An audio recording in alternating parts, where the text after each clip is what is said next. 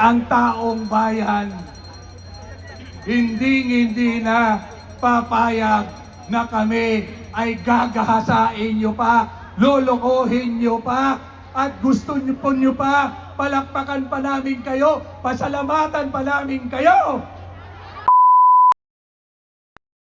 Kahit ilang unos ang dumating, di basta susuko ang damdamin.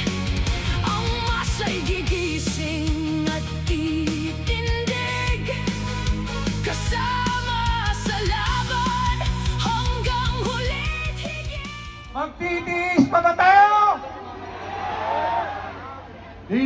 Dinig na po ang kahinaan ng administrasyong ito. Ladlad na kung paano tayo dinanakawan ng mga walang hiyang politiko na pamumuna. Nang sabi nga ng atin niya, mula bata ay adik na siya. Tama? At hanggang ngayon, sabi ng atin niya, adik pa rin siya.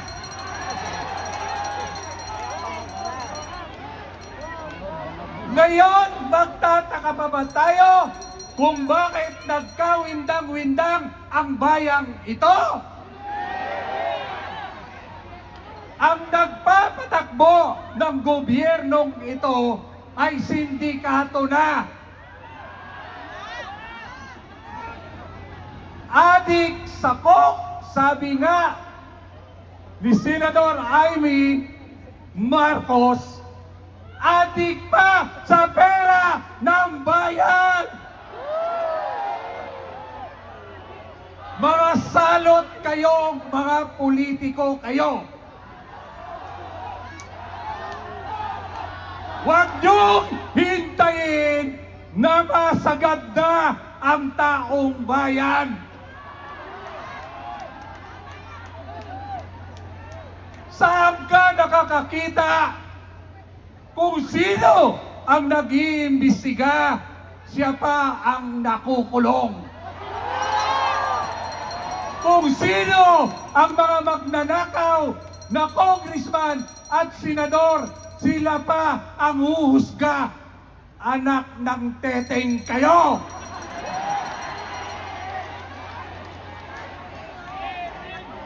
Ang kakapal ng mukha nyo!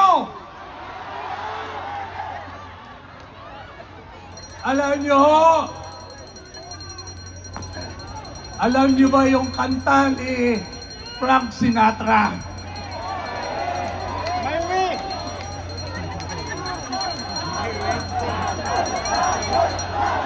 The end is near!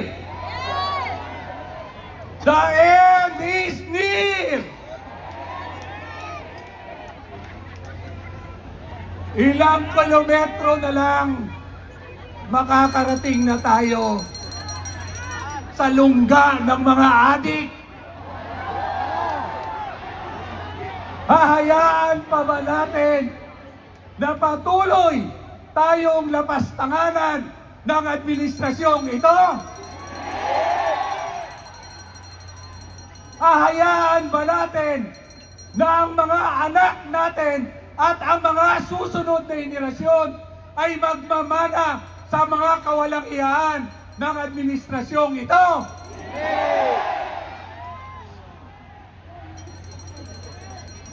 Mga bayaran na lang, bayarang congressman, bayarang senador, bayarang mayor, bayarang gobernador, at mga bayarang tools ang naniniwala sa presidenteng bangag na ito.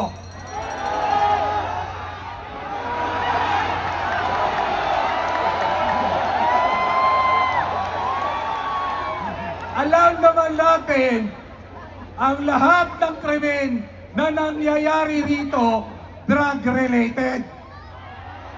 Kahit sa ang sulok ng barangay, may adik at may droga na. Wala nang ligtas. Ultimo, sa eskwelahan ng mga anak natin, may krimen na nangyayari. Bayan ko, hahayaan pa ba natin na mamuno sa atin ang mga bangag na ito?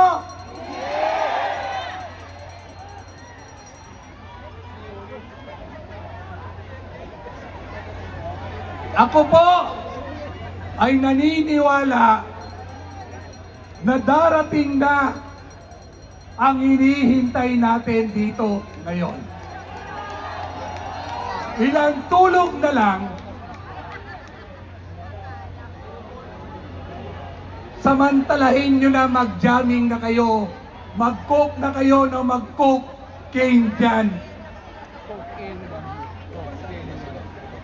Dahil ang taong bayan hindi na papayag na kami ay gagahasain nyo pa, lolokohin nyo pa, at gusto nyo pa, palakpakan pa namin kayo, pasalamatan pa namin kayo.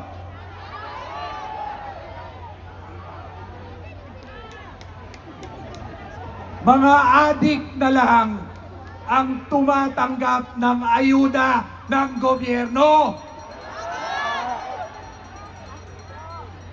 Kaya nananawagan din ako sa mga mayor, barangay captain at mga congressman nating ito na sana mahiya na kayo, sumama na kayo sa taong bayan dahil ang taong bayan ang dahilan kung bakit kayo nandyan sa masarap ninyong buhay. Mga anak kayo.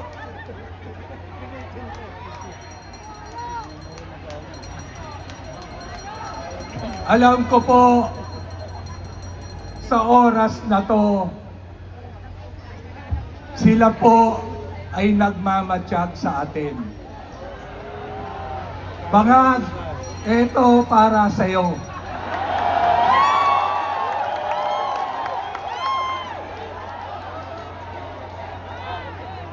Sa mga aloperos ni Bangag, ito ang para sa inyo. May kasama pang kadyot.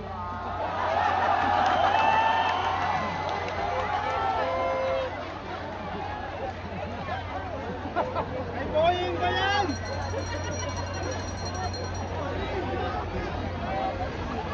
Alam nyo, yung mga kampon ng ating Bangag na presidente, sabi ni Senador Amy Marcos. Ako, maniniwala ako dahil kapatid na mismo ang nagsabi. Karamihan nga sa atin, sa chismis nga, naniniwala eh. Dito sa kapatid, hindi tayo maniniwala. Gagahasain na naman po nila ang budget sa susunod na taon.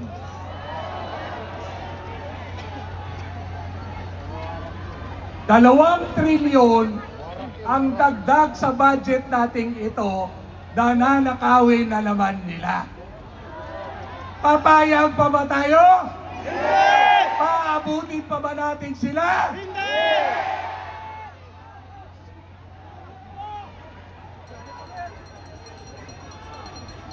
Alam nyo, kung matino lang sana sila ngayon na nasa palasyo, ninervyusin na sila. Pero ngayon, lulon na lulon pa rin sila, kaya wala silang pakialam sa paghihirap at galit ng mga tao dito sa Liwasang Bonifacio.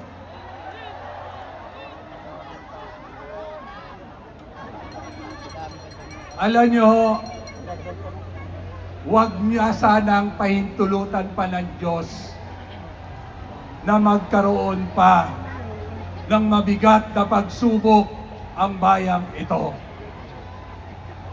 Sana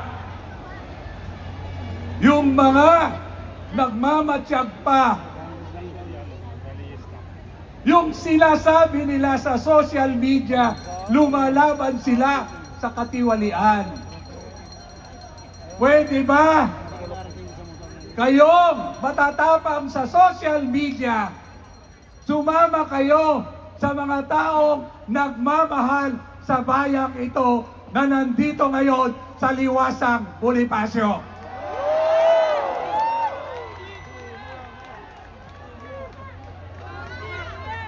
Kayong nakikinabang sa administrasyong ito, mahiya naman kayo.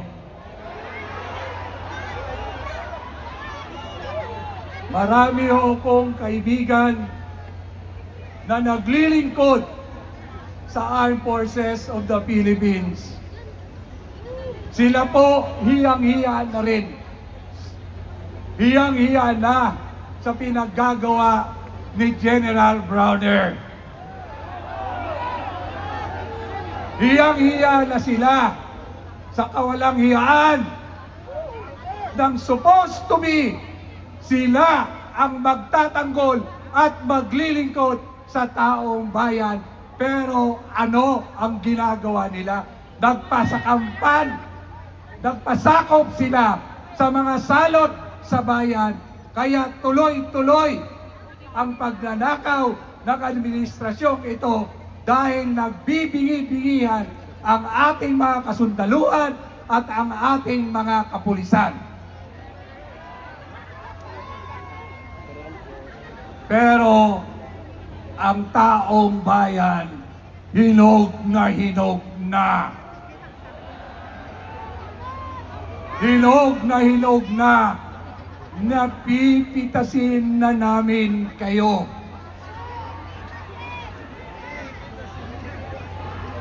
Pipitasin ba natin o pipigain natin?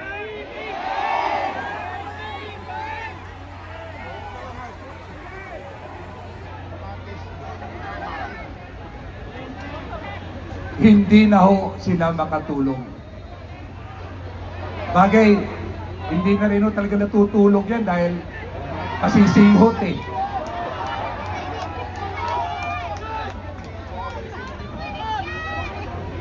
Maraming salamat sa inyo dahil marami hong nagising at tatayo at sasama sa atin. Kaya po, naniniwala ako na isang-isa na lang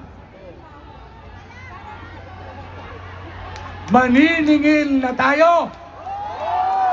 Maniningil na ba tayo?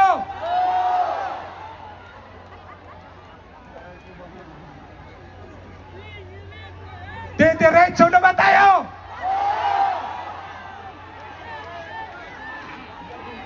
Wala lang atrasan to! Diretso na! Nagbaon ako ng Kung yung Tabiguan, yung Marikina Fault Line ay napigilan, baka itong Tabiguan hindi kaya pigilan.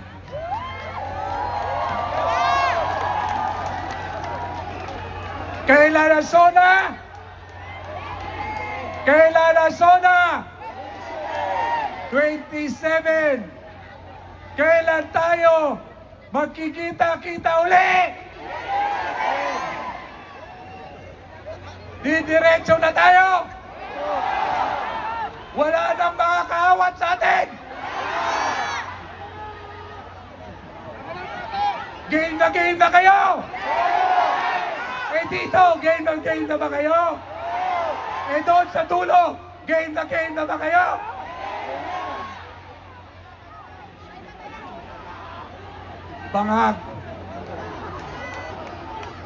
Bangag, alam ko, nagmamatsyag ka. Ngayon pa lang, doblehin mo na ang katitira mo para hindi ka na magising.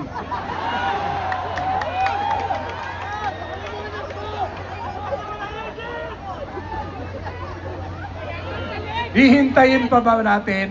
May pag-asa ba na magagampanan nila ang impeachment?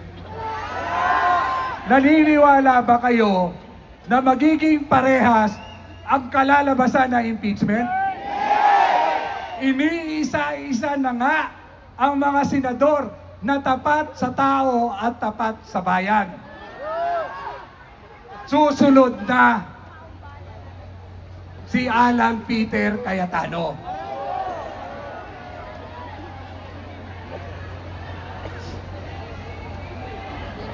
Hahayaan ba natin yon? Hahayaan ba natin na sapitin ng ating kaibigan, matatag ang paninindigan ni Senador Marcoleta na masusundan pa para sa hustisya ni Senador Marcoleta? Magsama-sama na tayo, pigilan na natin ang kasamaan ng administrasyong ito. Marcos resign! Marcos resign! Marcos resign! Marcos resign! Marcos resign! Magtatapos po ko sa isang panalangin. Ama ko, hindi naman po lingid sa inyo ang nangyayari sa bayang ito. Isang tao lang at ang kanyang mga kasangkapan, ang kanyang mga kasabuhat. Ama, parang awa niyo na po. Alang-alang sa mga kapatid naming hirap na hindi na malaman kung ano ang gagawin araw-araw para makasurvive ang pamilya po nila. Lord, alam namin na ang iyong himala sa pamamagitan ng iyong anak na si Jesus. Baka, Ama, kunin mo na po si BBM.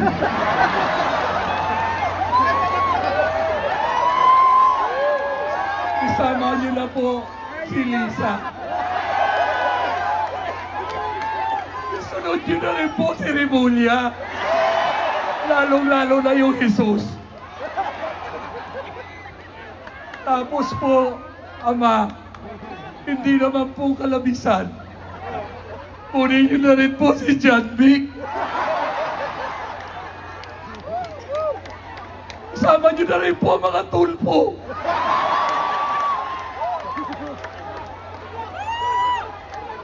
Ama, bigyan mo lang pagkakataon yung matakaw na Speaker Romualdez.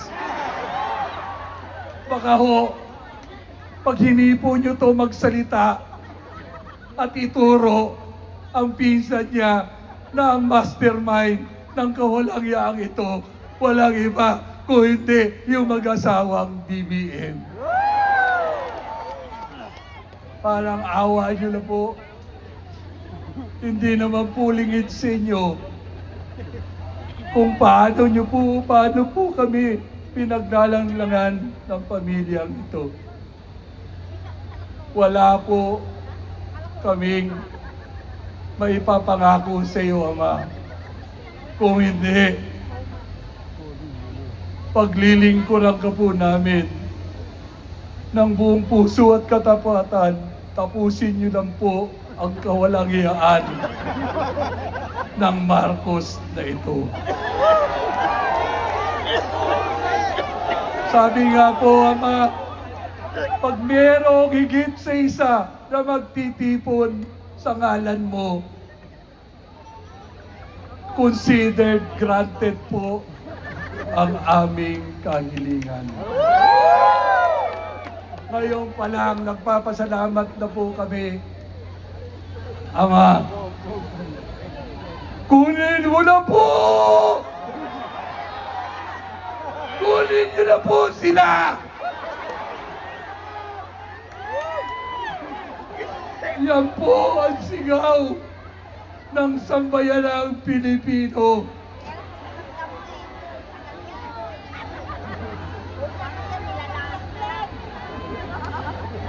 Isama nyo na ho yung mga tumatayong judges, prosecutor sa impeachment. Lalo na ho yung babaeng bumubula ang laway. Lalo na po yung si Ortega. Lalo na yung adyong. At higit sa lahat, Ama, kunin mo na ho.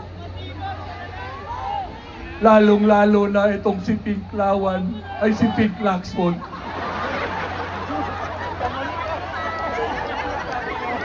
Kunin mo na po si Ama! Muli po, kami po ay umaasa sa himala po ninyo. Mabuhay ang Pilipino! Mabuhay ang mga lumalaban sa katiwalian! Mabuhay ang UPI! Mabuhay ang sambayanang Pilipino!